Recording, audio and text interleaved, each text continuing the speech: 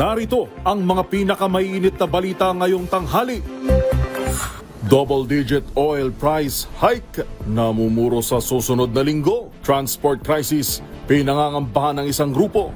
Taas presyo sa agri-products, hindi umano maiiwasan. Epekto ng mega oil price hike.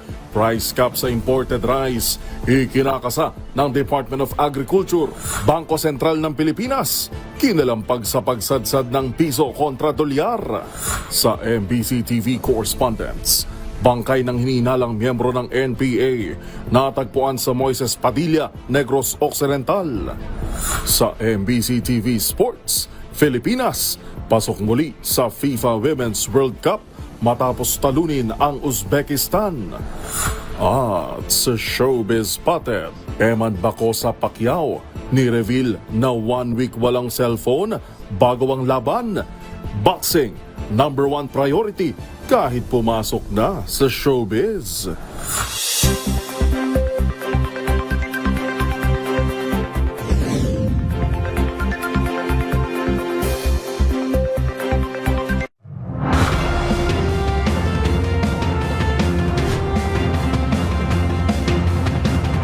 Bawat balita, makabuluhan. Bawat kwento, makapangyarihan. Boses ng Pilipino para sa Pilipino. Live mula sa MBC TV Studio. MBC TV Network News.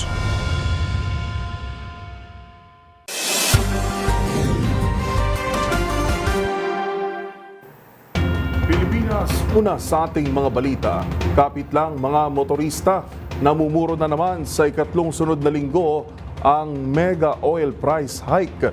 Bunsod pa rin ng gulo sa Middle East. Ayon sa oil industry sources, posibleng tumaas ng humigit kumulang 15 ang kada litro ng diesel habang Gs naman sa gasolina.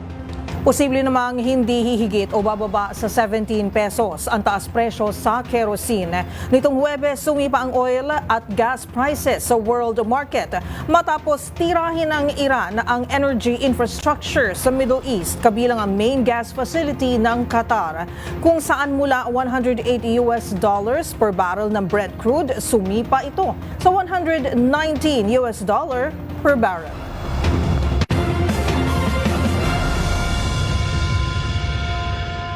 Nangangamba naman ang Para-Commuters Network na magkaroon ng transport crisis o kawalan na ng masasakyan ng commuter sa mga susunod na araw.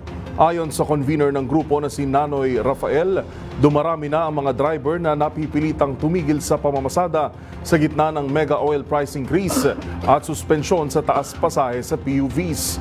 Habang hindi ang pagtaas ng pamasahe ang problema ng mga commuter kundi ang mababang sahod, kawalan ng disenteng trabaho at ang pagtrato ng gobyerno sa pampublikong transportasyon bilang negosyo.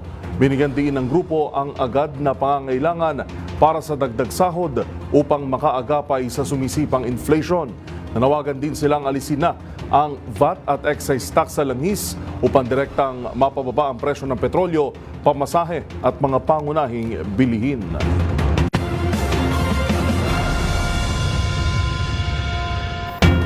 Bukod sa taas presyo ng petrolyo, pinangangambahan na rin ang pagtaas din ng presyo ng mga agricultural products dahil sa pagtaas ng transport costs.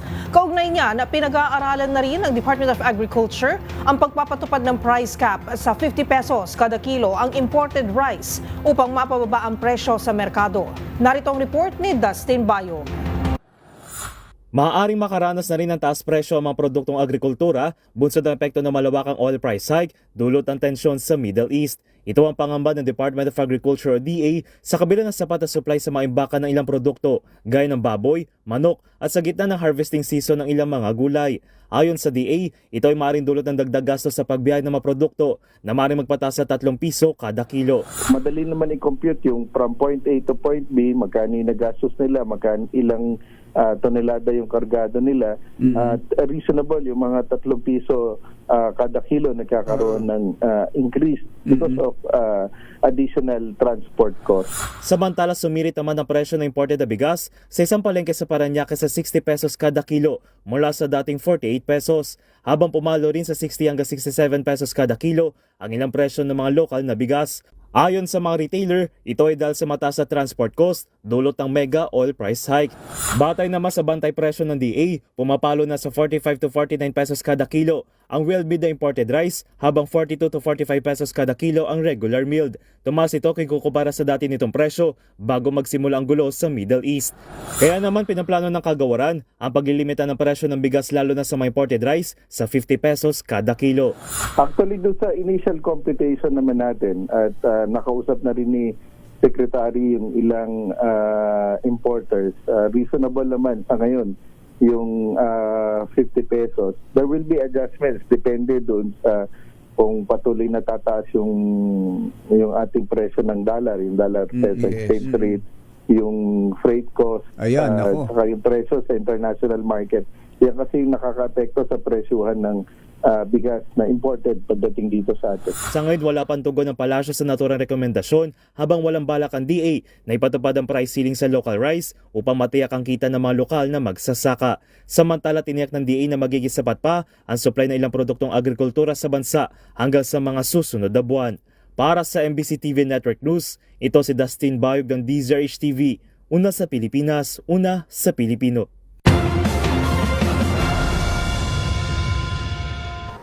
Nauwi sa pananaksak ang personal na away ng dalawang magkatrabaho sa Orion, Bataan. Patay sa saksak ang isang truck driver habang sumuko naman ang sospek. Ang mga detalye tinutukan ni Danny Kumilang.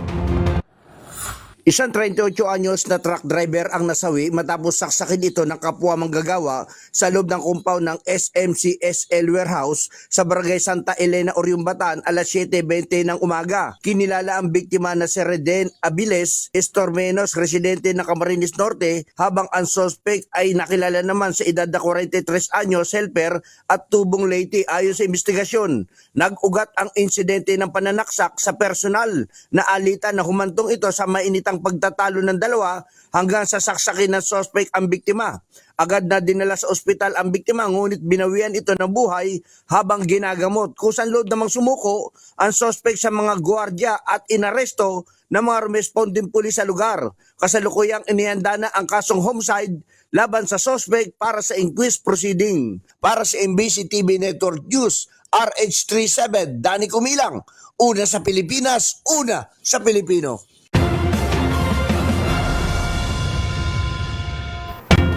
Inanunsyo na ng Bangsamoro Darul Ifta ang pagdiriwang ng Idil Fitir o pagtatapos ng banal na Ramadan bukas, March 21. Ito ay makaraang hindi namataan ang crescent moon o hilal kagabi, March 19. Kinumpirma ni Sheikh Abdul Rauf Gialani na nagsagawa na rin sila ng moon sighting sa iba't ibang bahagi ng Bangsamoro Autonomous Region in Muslim Mindanao. Ngunit walang nakita na bagong buwan. Samantala, diniklara ni Pangulong Ferdinand Marcos Jr. ang March 20 bilang regular holiday sa buong bansa bilang pakikiisa sa selebrasyon ng Muslim community sa Pilipinas.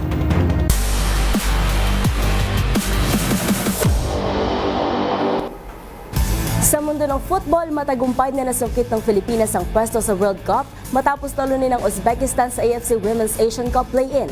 Ang mga pangyayari sa report na ito.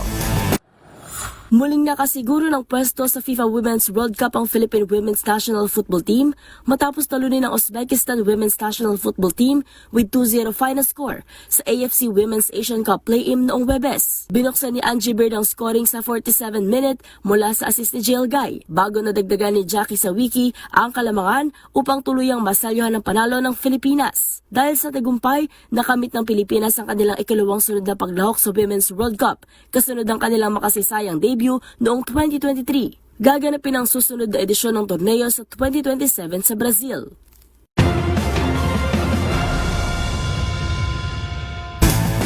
Sa aming pagbabalik, Gia de Guzman nagsalita sa issue ng Alas Pilipinas tungkol sa Alas Draft. Tutok lang sa MBC TV Network News.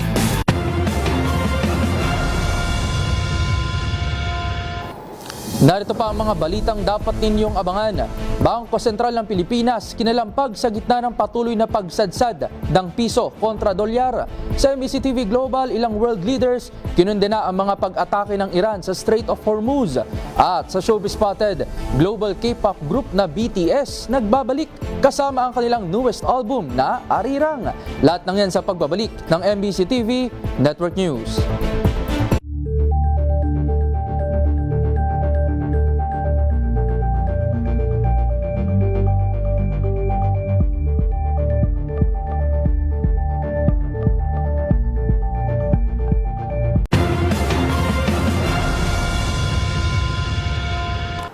Naitala kahapon ang pagsadsad sa 60 pesos and 10 centavos na palitan ng piso kontra dolyar na siyang pinakamababa sa kasaysayan. Kaya naman pina-aaksyonan ni Senator Joel Villanueva o sa Bangko Sentral ng Pilipinas dahil malaking panganib raw ito sa pagtaas ng interes sa binabayarang utang ng bansa. Magbabalita si Raymond Dadpaas. Inakikilos ni Senador Joel Villanueva ang Bangko Sentral ng Pilipinas o BSP upang tugunan ang pagbagsak ng halaga ng piso kontra dolyar. Kahapon ay sumadsad sa 60.1 pesos kada bawat US dollar habang nagpapatuloy ang gera sa Middle East. Umaasa si Villanueva na magtakda ang BSP na makinukulang hakbang upang manatili sa manageable level ang exchange rate. Sabi ng senador, maaring magbenepisyo ang mga pamilya ng mga overseas Filipino workers o OFW dahil mas mataas ang palitan, ngunit matindi ang pangamba sa epekto nito sa pagtaas ng halaga sa mga utang ng bansa na nakabatay sa halaga ng dolyar. Maliban pa sa epekto nito sa pagtaas ng presyo ng mga bilihin, kaya't wala ding pupuntahan ang mas mataas na pinagpalitan ng pamilya ng OFW. Sa kabila ng nagpapatuloy na tensyon sa Middle East ay maging matatag pa rin ang piso at makarecover din sa kalaunan. Marami ang nangangamba kung lalo pang bumagsak ang halaga ng piso kontra dolyar dahil sa magiging epekto nito sa kabuuan ng negosyo sa bansa, partikular na ang mga micro, small and medium enterprises o MSMEs.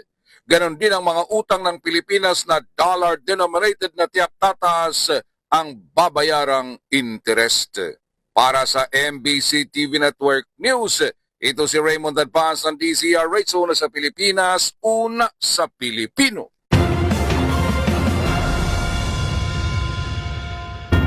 Pinalawig na Maritime Industry Authority o Marina ang certificates of seafarers para sa mga apektado ng gulo sa Middle East. Ayon sa Marina, 3 buwan ang ibinigay na extension para sa seafarers na mapapaso na ang certificate sa June 30, 2026.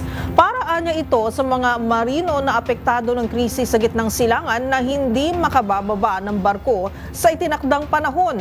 Inatasan naman ang shipping companies, ship owners at licensed manning agencies na magsumite ng katunayan na apektado ang sigalot ang seafarer.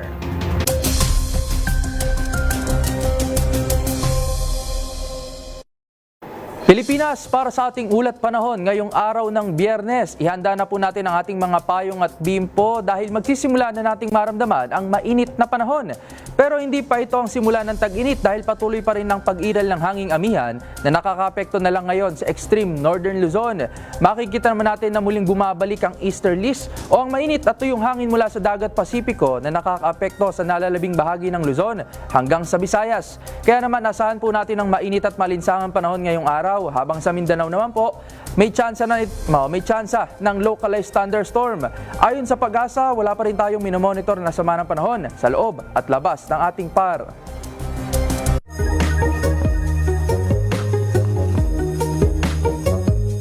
Usapang trivia naman tayo. Ika nga nila, ang gamot sa lungkot ay pagngiti. Ngunit sa atin palang pang-araw-araw na pumumuhay at pagtanda ay iilang beses na lang tayo mag-smile. Pero kaiba yan sa mga sanggol o baby na mayat-maya kung ngumiti. Alim na dis, ilan nga bang beses ngumingiti ang mga sanggol sa isang araw?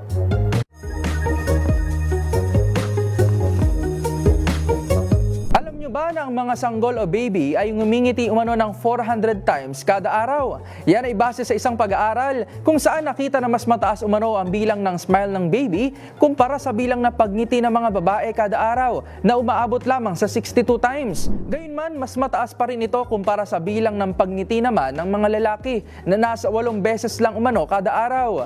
Iniuugnay ito sa biology and societal norms kung saan ang mga kababaihan ay mas may kontrol sa kanilang facial muscles at mas malimit na magpakita ng emosyon tulad ng pagngiti. Habang ang pagngiti naman ng mga sanggol ay natural nilang response sa social interactions at sa kanilang nakikita sa paligid. Sabi nga nila, nakakahawa ang pagngiti. Kung kaya wag na natin itong ipagdamot sa iba and spread the good vibes. Tandaan, mas makulay ang mundo kung alam mo ang hiwaga sa pag-ikot nito. Ako po si Rovic Manuel, nagpapaalalang sa kaalaman ay walang labis, magsaliksik para siguradong alam na this. Naglabas na ng pahayag ang ilang world leaders para kondenahin ang mga pag-atake at pagharang ng Iran sa mga oil shipments sa Strait of Hormuz. Yan at ang iba pang mga napapanahong balita mula sa iba't ibang panig ng mundo sa Global Headlines Report ni James Galange.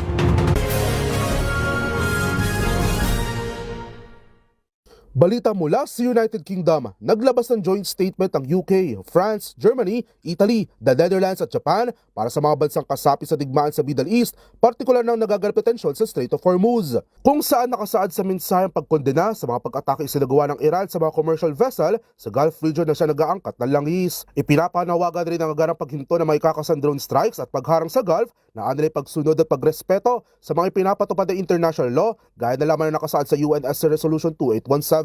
Nakahanda naman sila mapagtulungan sa International Energy Agency at mga bansang kasapi sa tigmaan para sa ligtas na pagdaan ng mga barko at pagkamit ng global prosperity and security. Sa kaugnay na balita, pumalo naman sa $111 kada bariles ang presyo ng gasolina sa Estados Unidos, bunsod ng mga pag-atake ng Iran sa mga energy infrastructure sa Middle East. Matatandang tinarget ng magdamagang missile attacks ang pinakamalaking gasab sa Qatar, habang dagdag pa ang epekto ng mabagal na pag-usad ng eksportasyon sa Strait of Hormuz. Ito na ang pinakamataas na pagpalo ng presyo ng krudo sa Amerika mula pa noong 2022, kung saan pinakaramdam ang pagsipa ng presyo sa California, Hawaii at Washington na umakit sa $5 hanggang $6 kada galon. Sa iba pang balita, umakit naman na sa 13 katao ang bilang ng mga nasawi sa Malawi, East Africa, bunsod ng 4 na araw na sunod-sunod na pag-ulan at pagbaha. Ayon sa Malawi Department of Disaster Management, tinatayang nasa halos 10,000 pamilya na ang inilikas at nasira na rin ang lahat ng kanilang mga pananim, partikular na ang tobacco. Sila rin kasi ang isa sa mga pinakamalaking tobacco producer sa buong mundo at ito rin ang kanilang main export commodity. Nagpapatuloy naman ang kanilang search and rescue operation at pamimigay ng tulong sa mga pamilyang naapektuhan ng sakuna. At yan naman nakalap nating balita mula sa iba't ibang panig ng mundo. Para sa MBC TV Network News, ito si James Galange ng DZRH TV, una sa Pilipinas, una sa Pilipino. Ipasusubasta ng Bureau of Customs ang 11 luxury vehicle sa Port of Manila sa March 27. Ayon sa BOC, aabot sa 265 million pesos ang kabuang halaga ng mga ipapa-auction na mamahaling sasakyan. Kabilang sa ipasusubasta ang Rolls-Royce Cullinan 2021, Bentley Continental 2021, Mercedes-Benz S680 Maybach 2023, BMW XC 2023 at Jeep Wrangler 2021. Para sa mga interesadong bidder, partner, interesado bang magbid? Magkakaroon ng public viewing mula March 19 to 20 at March 23 to 26, habang ang huling araw ng pagsusumite ng requirements ay itinakda sa March 24.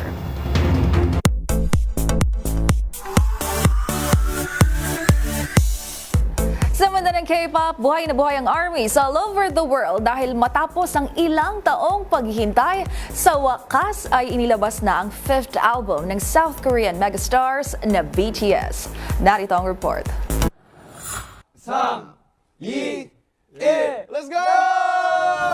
Hindi lang basta comeback kundi global takeover. Ngayong araw kasi inilabas na ng K-pop megastars na BTS ang kanilang 5th album na arirang o halos 4 na taon mula nang huli silang nag-release ng new music bilang grupo. Dahil nga rito, trending topic online ang BTS is back. Gayun din ang alirang at hashtag Return of the Kings. At bukas magsasama-sama ang armies mula sa iba't ibang panig ng mundo para sa much-awaited comeback concert ng global pop sensation sa historic Gwanghwamun Square sa Seoul na ila-livestream din sa Netflix. Ilang araw nga bago ang concert, tiniyak naman ni South Korean President Lee Jae-myung ang magpapatupad ng mahigpit na seguridad at paghahanda sa anumang posibilidad ng terror attacks.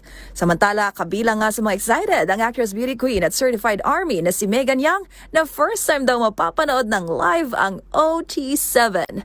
Habang March next year, nakatakdang magbalik Pinas ang BTS bilang bahagi ng kanilang world tour.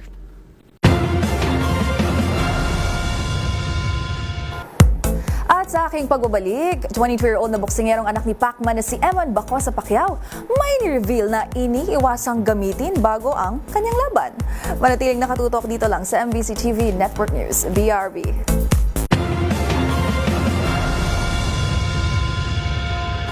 Abangan sa aming pagbabalik, 33% ng mga Pinoy very happy daw sa kanilang buhay ayon sa SWS survey. Sa MBC TV Sports, Alas Pilipinas setter Gia de Guzman nagsalita na kaugnay ng mga lumutang na issue sa national team. At sa trending and viral show, cancer patient sinabayan ng kanyang mga anak na magpakalbo. Yan at marami pang iba dito lang sa MBC TV Network News.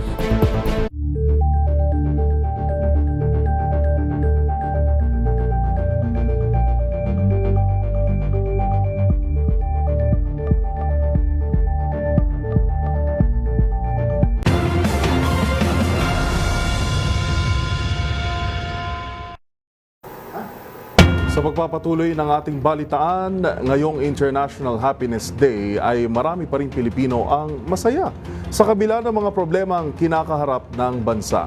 Sa bagong survey ng Social Weather Stations o SWS, higit 30% ng mga Pinoy ang nagsabing sila ay very happy. Narito ang report ni Rovic Manuel.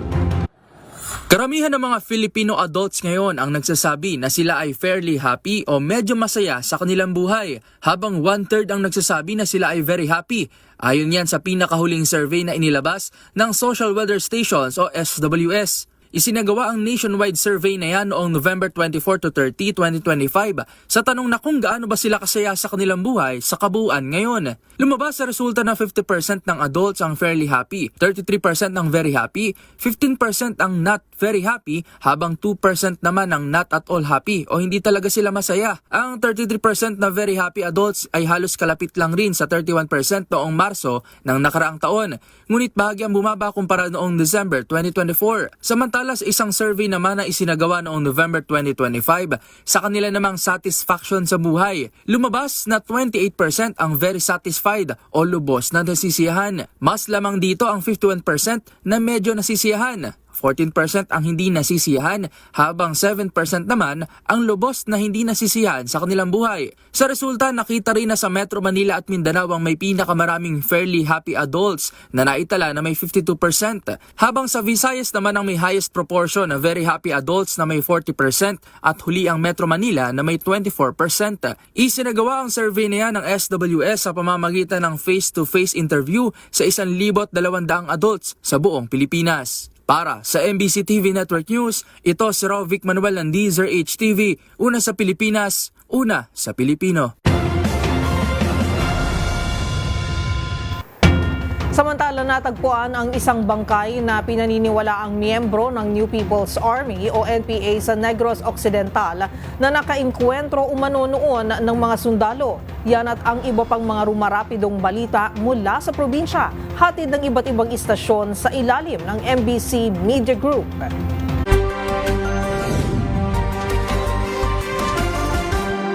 Posibleng nakatakas subalit hindi na isalba ang kanyang sarili ang isang miyembro ng New People's Army o NPA na nakasagupa sa lungsod ng Gihulngan, Negros Oriental na nakita sa Sitio Inangaw, Barangay Makagahay, bayan ng Moises Padilla, Negros Occidental. Ayon kay Police Major Ryan Villasario, hepe ng Moises Padilla PNP, nakita ang katawan ng umano'y miyembro ng NPA na kinilala na si Edgar Tingting alias Pagat, miyembro ng Central Negros 1 ng nasabing grupo. Napag-alaman na bago nangyari ang insidente, nakita pa umano ang katawan ng biktima na mayroong maraming tama ng bala sa nangyaring inkwentro noong Marso 17 sa Sitio Ngalan, Barangay Trinidad, lungsod ng Giulngan, Negros Oriental, sa pagitan ng NPA at 62nd Infantry Battalion ng Philippine Army, kung saan tatlo na mga rebuilding na kasagupan ng tropa ng militar. Na-recover ang isang KG-9 semi-automatic pistol, dalawang mga magazines ng KG-9 na mayroong 40 rounds ng ammunition at dalawang basyo ng 9mm pistol. Para sa MBC TV Network News, ito si RH46 Rex Cantong, una sa Pilipinas, una sa Pilipino. Nasa likod ngayon ng Rias na bakal ng Santa Maria, Pangasinan Police Station ang isang 60 anyos na lolo matapos itong arestuhin na makumpiska sa kanilang tahanan ng mga illegal na droga. Sa report ni Santa Maria Chief of Police Major J. Bram Casiano, alas 11:31 ng umaga nagpatupad ng search warrant ang kanyang mga tauhan sa tahanan ng suspek sa Barangay Poblacion West sa Santa Maria, Pangasinan, at dito nakumpiska ang 8 plastic sachet na naglalaman ng hinihinalang shabu na tumitimbang ng 8 gramo na may street drug price na 54,400 pesos at isang plastic sachet na naglalaman ng pinatuyong dahon ng marijuana na may timbang na 2.70 grams at may street drug price na 324 pesos. Nakumpiska ng 5 perasong improvised tutor, isang digital weighing scale, 27 peraso ng bukas ng plastic sachet na naglalaman ng white crystalline substance suspected to be shabu at mga crumpled aluminum foil. Naharap ngayon sa kaso ng paglabag sa Republic Act 9165 Comprehensive Dangerous Drug Act of 2002 ang akusado. Mula sa Action Radio Pangasinan para sa MBC TV Network News, ito si Freddy Fajardo Aristartet, una sa Pilipinas, una sa Pilipino. Dahil sa patuloy na pagtaas ng bilang ng vehicular accident na ilan dito kinasasangkutan ng minor de edad, isang bayan sa lalawigan ng Northern Samar ay nagpatupad ng ordinansa pagbabawal ng pagmamaniho ng minor de edad sa kanilang lugar. Ito yung bayan ng Gamay, Northern Samar, sa pangalawang distrito sa lalawigan ng Northern Samar. Simula ngayong Abril ay papatupad na ng lokal na pamahalaan ng Gamay at Gamay Police ang implementasyon ng Municipal Ordinance No. 2024-28 pagbabawal ng minor de edad ng pagmamaniho sa kahit na anong uri ng motorized vehicle, mapa-engine, battery or electric operated, motorsiklo, tricycle, e-bike, e-trike, vans, jeepneys at cars. Ang penalidad sa mga paglabag ay papataw sa mga magulang na uligang tagabantay ng isang minor de edad na mahuhuli. Pagmumultahan naman ang aabot sa 1,000 sa unang paglabag at sa pangalawang paglabag ay 2,000 pesos o pag-iendorso ng isang minor de edad sa provision ng Republic Act 9344 o Juvenile Justice and Welfare System. Nakasaad sa ordinansa na ang multa ay hindi magiging hadlang sa pagsasampa naman ng civil o criminal na reklamo kung ang paglabag sa ordinansa ay naging dahilan ng physical injuries of damage to property. Ipagbabawal ang pagmamaniho ng minor de edad sa national highway, provincial at municipal roads sa mga barangay streets sa loob na nasabing bayan ng Gamay, Northern Samar. Mula sa MBC TV Network News, RH34, Jane Galit Bantayan ng DZRH, una sa Pilipinas, una sa Pilipino. Nagkamit ng pinakamataas na parangal ang 10th Infantry Aguila Division ng Philippine Army matapos itong maiuwi ang kahusayan at likha streamers sa pagdiriwang na ika-129 anibersaryo ng hukbo na ginanap sa Fort Andres Bonifacio, Taguig City, Marso 19, 2026. Pinangunahan ang okasyon ni Pangulong Ferdinand Marcos Jr. kasama rin sina Secretary of National Defense Galberto Chodoro Jr., General Romeo Browner Jr., Chief of Staff Armed Forces of the Philippines at Lieutenant General Antonio Navarrete, Commanding General Philippine Army. Tampok sa selebrasyon ang temang ang inyong matatag na hukbong katihan na nagbibigay diin sa papel ng hukbo sa seguridad, nation building at disaster response. Iginawa sa 10th ID ang Commanding General Philippine Army Streamer for Overall Unit Excellence o ang kahusayan, isa sa pinakamataas na parangal na ginagawad sa isang infantry division na may natatanging pagganap sa pamumuno, administrasyon, pagsasanay at kahandaan sa operasyon. Tinanggap ito ni Major General Alvin Luzon, Division Commander ng 10th ID. Bukod dito, kinilala rin ang 10th Station Hospital ng Division matapos itong matanggap ang CGPA Streamer for Innovation o LICA dahil sa baga inisyatiba nito sa pagpapabuti ng serbisyong pangkalusugan sa loob ng hukbo. Ayon kay Major General Luzon, patunay ang mga parangal sa dedikasyon at profesionalismo ng kanilang mga sundalo sa pagbibigay ng serbisyong handa sa misyon sa paglilingkod sa sambayanang Pilipino. Para sa MBC TV Network News, ito si June Suter. Una sa Pilipinas, una sa Pilipino.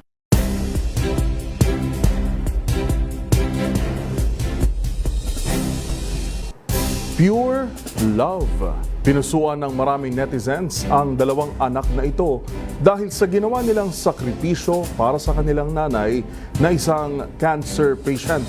Sa isa kasing salon, hindi lang nila sinamahan ang kanilang ina na magpakalbo, kundi sinabayan at maging sila rin ay kinalbo ang kanilang buhok. Ang buong kwento panoorin sa trending report ni Rovic Manuel. Kinaantigan ng netizens ang ginawang sakripisyo at patunay ng pagmamahal ng dalawang anak na ito para sa kanilang ina na isang cancer patient. Ang mga anak kasi hindi lang sinamahan ng kanilang ina para magpakalbo ng buhok sa isang salon.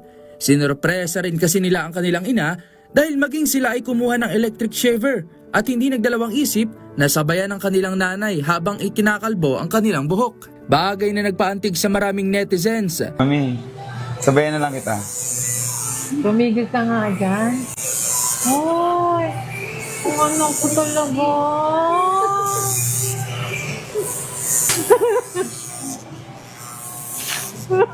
Ay, tumigil nga kaya kulit nyo ha. Makikita sa video na ibinahagi ni Arel Zulong, isa sa anak ni Mami Lorly Luzong, ang labis na tuwa at pag-iyak ng kanilang ina. Ayon sa mga anak na si Arel at Kat, paraan nila ito para ipakita ang suporta sa kanilang nanay na kasalukuyang nakikipaglaban sa stage 4 sigmoid colon cancer. Simpleng hakbang lang umano ito upang iparamdam sa ina na hindi siya nag-iisa sa kanyang laban at handa sila na samahan ito anuman ang pagsubok na dumating. Dahil dito maraming netizens ang nakiiyak at humanga sa ginawa ng mga anak para sa kanilang mahal na ina. Marami rin ang humiling para sa mabilis na paggaling ni Mami Lynn. Ang madamdaming video na yan ng mag-iina, umani na ngayon ng halos 6 na milyong views sa TikTok at umani pa ng samot-saring suporta at komento mula sa netizens sa social media. Para sa DZRH TV, ito si Rovic Manuel. Una sa Pilipinas, una sa Pilipino.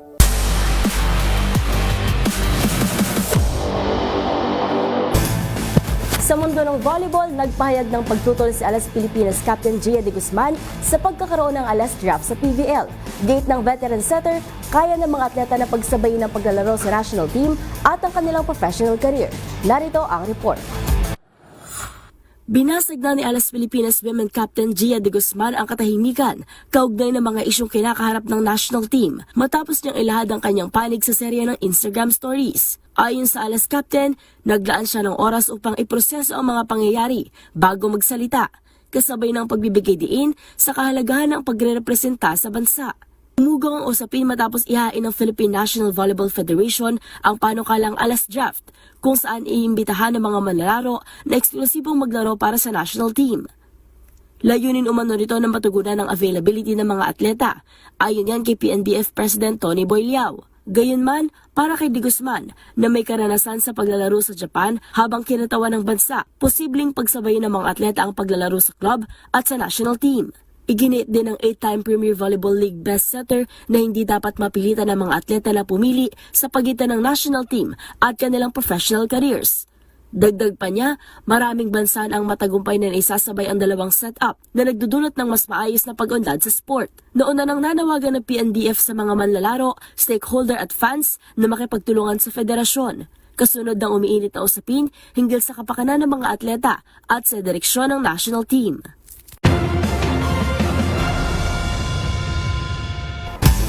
At yun ang mga latest updates sa mundo ng sports. Para sa MBC TV Network News, ito si Mili Borja ng DZRH TV, una sa Pilipinas, una sa Pilipino.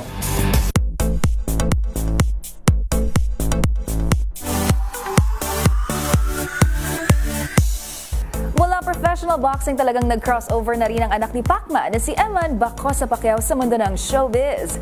Pero paglilinaw ng batang boksingero, boxing ang kanyang top priority. Yan at iba pang revelation ni Eman sa showbiz report na ito. Pacquiao is Manny Pacquiao. Eman Bacosa Pacquiao is Eman Bacosa Pacquiao.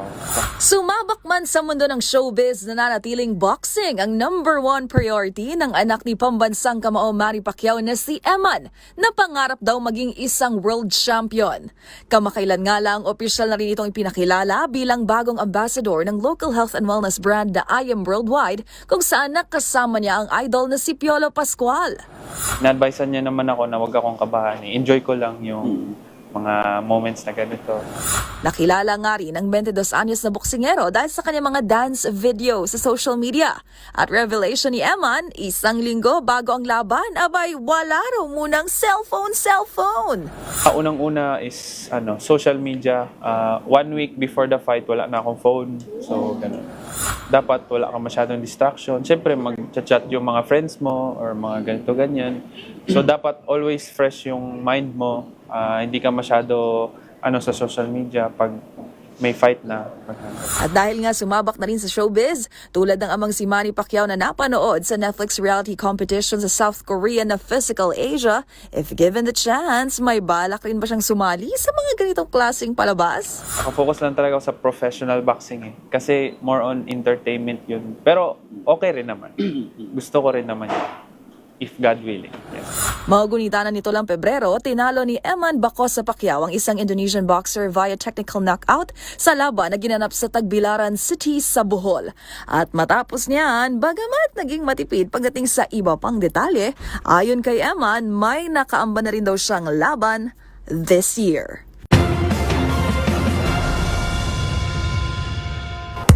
Para sa MBC TV Network News, ito ang Showbiz Angel ng DZRH TV. Una sa Pilipinas, una sa Pilipino. Balik sa inyo, Ms. Karen and Yuel. Maraming salamat, Showbiz Angel. Balita ko, partner, si Showbiz Angel natin parang kinilig din sa dimples ni Eman Bacosa Pacquiao. Oo nga, na-starstruck. Sabi ni Angel sa amin off-air.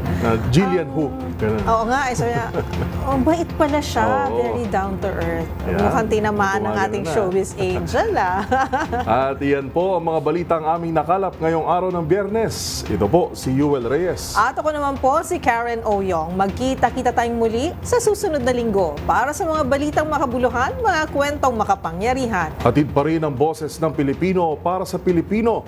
Ito ang MBC TV Network News. Una sa Pilipinas, una sa Pilipino.